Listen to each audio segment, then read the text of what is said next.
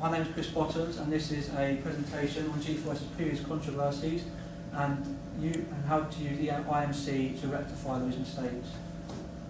First of all, strengths of G4S. They have a wealth of experience, being founded in 1901. They've shown great sustainability and longevity to survive in this industry for such a long time. Not many companies can achieve this sort of longevity. They have knowledge of working in the global environment, obviously working in different countries all over the world, fulfilling contracts.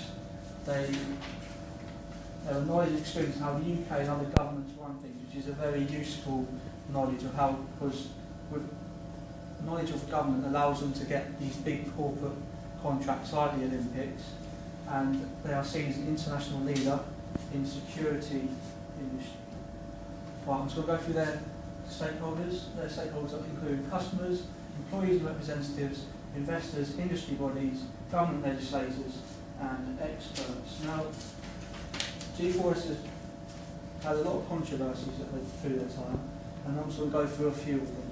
One of them is the prisoner escapees controversy, where in the early 1900s, several prisoners escaped while being transported by G4S's predecessor, Group 4, to and from prison.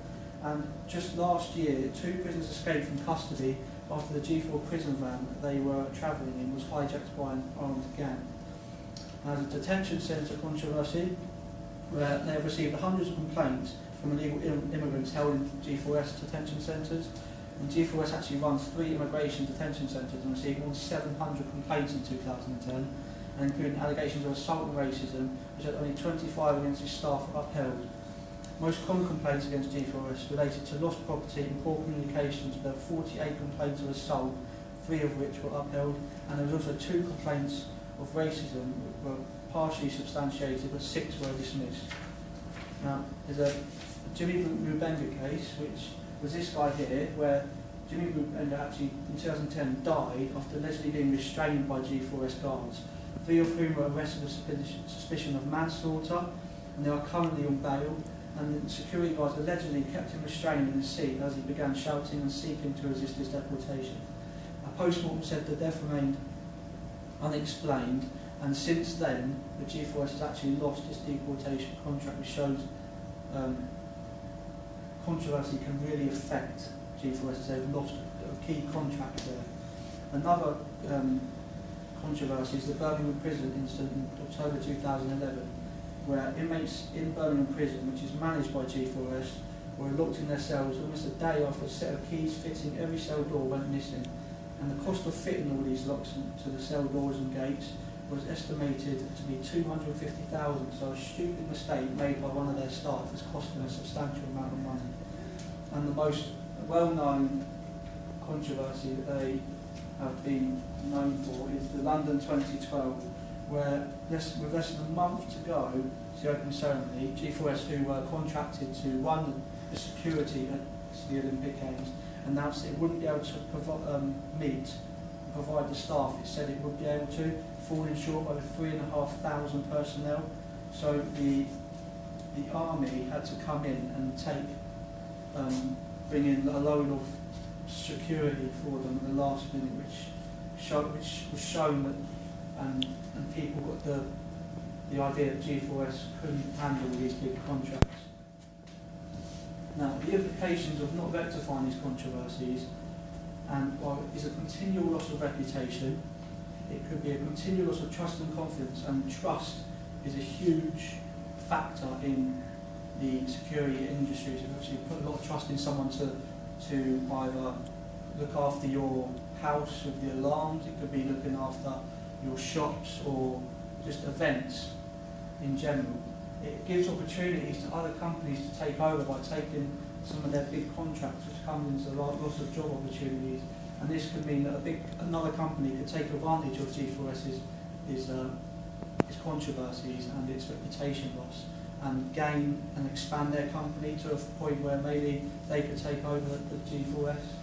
And also this will obviously mean a loss of income. Now, benefits of going with us as an organisation to perform this IMC for G4S is that we are experienced, knowledgeable and passionate about IMC, and we have done this before with different companies, and we've had successes as well. and we would love to use that experience, knowledge and passion to restore G4S's reputation as the international leader and restore it as a very trustworthy company to use. And we would like to use it also to go along with this, we want to rectify previous controversy. Now, what is IMC? IMC is an approach to achieving the objectives of a marketing campaign through a well-coordinated use of different promotional methods that are intended to reinforce each other. And as defined by the American Association of Advertising Agencies, IMC, which is Integrated Marketing Communications, recognises the value of comprehensive plan that evaluates the strategic roles of a variety of communication disciplines, advertising, public relations, personal selling and sales promotion, and combines them to provide clarity, consistency and a maximum communication impact. Now, benefits of using IMC is that the relationship marketing cements a bond of loyalty with customers which can protect them from the inevitable onslaught of competition. The ability to keep a customer for life is a powerful competitive advantage. Now, this would be a huge factor that you would want from an IMC campaign for your company, as if you can cement that bond of loyalty with potential clients, then it will take out the competition's chance of gaining that contract in the future. It also makes the message more consistent, more credible, and it reduces the risk in the minds, which in turn shortens the search process and helps dictate the outcome of brand comparisons. So this means that with a more consistent message, you could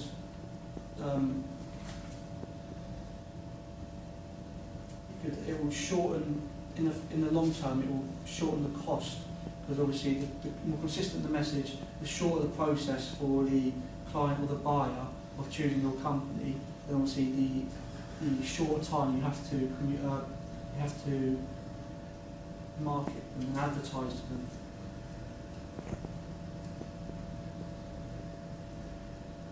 The consistent images and relevant useful messages that are part of IMC will help nurture long-term relationships with customers, and that obviously with the previous benefit, it will help create a relationship with clients, and therefore you can gain contracts for a longer term, and it'll be easier to restore your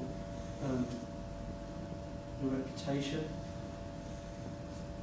And according to Multimedia Market 2015, IMC also increases profits through increased effectiveness. So because it's more consistent, because it's more credible, it's a lot more effective, and therefore, obviously, like I said before, the shorter time you have to advertise, the less money you're going to have to put out. Right, next thing is successes of IMC. Now, I've pointed out two previous successes of IMC. First of all is Skoda, who were seen as a very cheap car make. They were the butt of all jokes. A load of people were making jokes about how poor Skoda were, how low quality they were, and they used IMC, first of all, with a new set of products, new cars, and a new advertising campaign. They used IMC to promote their cars as a more higher quality, safe car to have, and they used it to try and change people's perceptions of what Skoda was. Beforehand, it was a low quality, cheap car that everyone laughed at, that no one wanted to be seen in, and then they changed it using IMC to a car that was perceived as a high quality, respectable quality, and a safe car to drive. And Lidl, they used IMC because they had the same problem with that they were seen as a very low quality brand of supermarket, and they used an IMC campaign to offer high quality produce with an advertising campaign, and in the end they were seen as a better quality of brand. Right. How are we going to use IMC?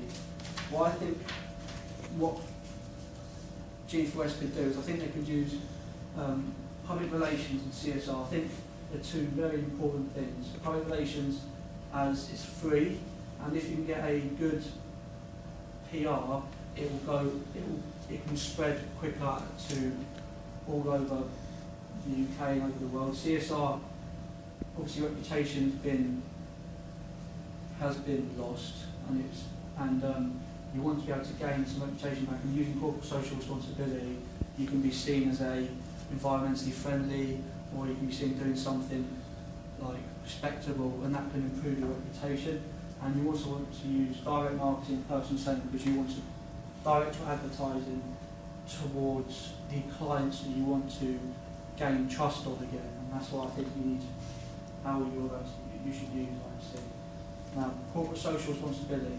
The definition is a company's sense of responsibility towards the community and environment, both ecological and social, in which it operates. Companies express this citizenship through their waste and pollution reduction process, by contributing to educational and social programs, and by earning adequate returns on the employed resources.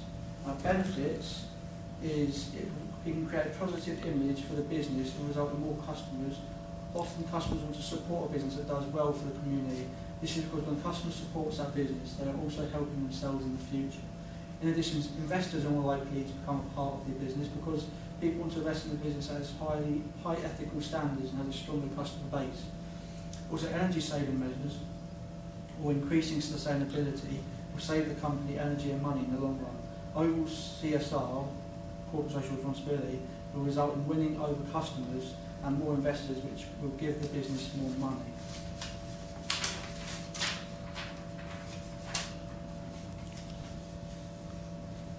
Now, other benefits, local community and the body is self-explanatory. A company committed to CSR will often support projects that will do things like lower pollution or other energy output, or in some cases companies will even give portions to their profit or charities, or will have their employees volunteer for community building non-profit.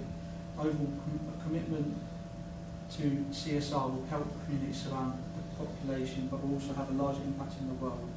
Now, why G4S should consider using CSR?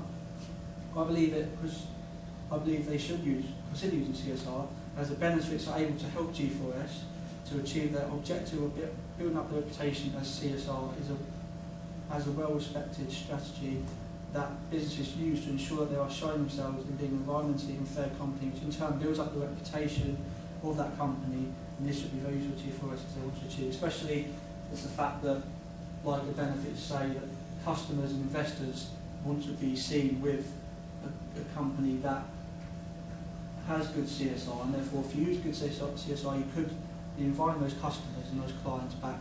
You could be inviting these investors, and if you, obviously people see that other people investing in the company, that they must think that they're doing something right, and it could build up your reputation. Now, public relations. The definition is a profession or practice of creating and maintaining goodwill in organisations, various publics, using through publicity and other non-paid forms of communication. These efforts may also include support of arts, charitable causes, education support, sporting events, and other civic engagements. Benefits: it could be an economical way to reach your target audience in masses. It stimulates awareness of and the demand of your company's products or services. It strengthens your company image and perception, paints a picture of a company that is active and innovative, creates more credibility that traditional advertising doesn't. It creates an advantage of your competitors that are not utilising PR effectively, and increases search engine visibility and organic results. Now, I've looked at previous G4S PR, and it is mainly negative, mainly concerning the Olympics and the outbreak of all the newspaper stories and all the radio stories and all the social media outbreak of what happens every year in the Olympics.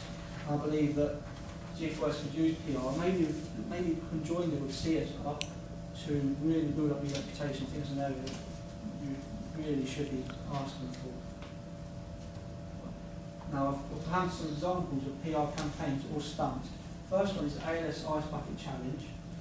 Now, by now you've seen countless of individuals dumping ice on their head, and also a load of celebrities such as Bill Gates, Taylor Swift, Oprah Winfrey, David Beckham, etc.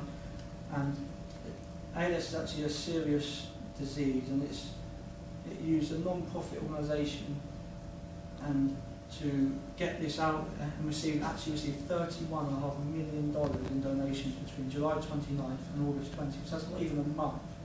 And compare that $31.5 million a month to just $1.9 million through the same period last year. It's a difference. Now, also there's the Snickers Jeremy Clarkson joke where Jeremy Clarkson, obviously with the controversy of him having a scuffle with one of his producers, Snickers actually sent the picture, put this on Twitter, and actually sent that to Jeremy Clarkson, saying you're not mean when you're hungry, basically saying he's hungry, therefore he was a bit off, which means he easily got into a fight, and therefore that it's just easy PR, because everyone would have seen that and it would have maybe increased sales of Snickers around that time. And the other one was the Bristol Myers and Squibb, which is it's called melanoma, which is a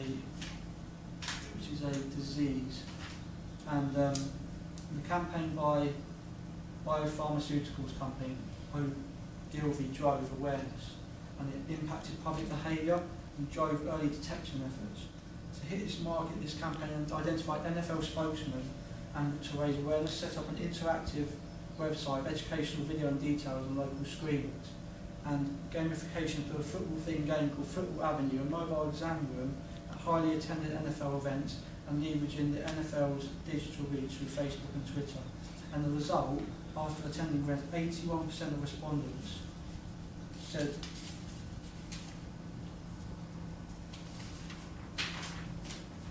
they're more knowledgeable about melanoma. 42 million people were reached through NFL digital entities and 160 million media impressions. So these show that through PR you're able to reach a larger audience. Now my recommendations for what G4S should use, I think definitely use the public relations and CSR, maybe combine the two, and that obviously be able to reach a higher audience, you'll be able to attract more customers/clients and more investors through looking like you are ethical and obviously a good CSR company.